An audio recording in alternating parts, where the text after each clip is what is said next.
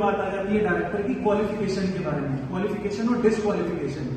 तो क्वालिफिकेशन क्या होगी, जो कॉन्ट्रैक्ट एक्ट के अंदर होती है, माइनर मेजर होना चाहिए, साउंड माइंड होना चाहिए। उसी तरह से he should be of sound mind, solvent होना चाहिए, and he should not be convicted by any court of law. अब डिसक्वालिफिकेशन सेक्शन 164 के अंदर दी गई है, वो क्या बोलता है, या तो आपका डायरेक्टर अनसाउंड माइंड का है which is declared by the competent court. दूसरी डिस्क्वालिफिकेशन क्या है, that he is the undischarged insolvent.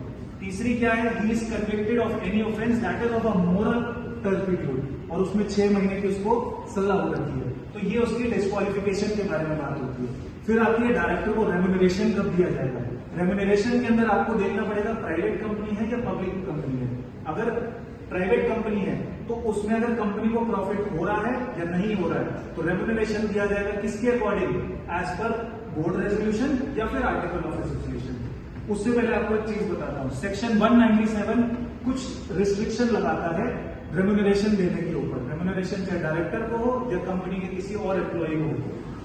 तो पब्लिक कंपनी अगर प्रॉफिट नहीं कमा रही है और आपका नॉन एग्जीक्यूटिव अगर एम्प्लॉय है, तो उसको किसी भी तरह का रेम्यूनरेशन नहीं मिलेगा। बट अगर पब्लिक कंपनी प्रॉफिट नहीं कमाया और एग्जीक्यूटिव लेवल का बंदा है, तो उसको रेम्यूनरेशन दिया जाएगा एज पर शेड्यूल 5।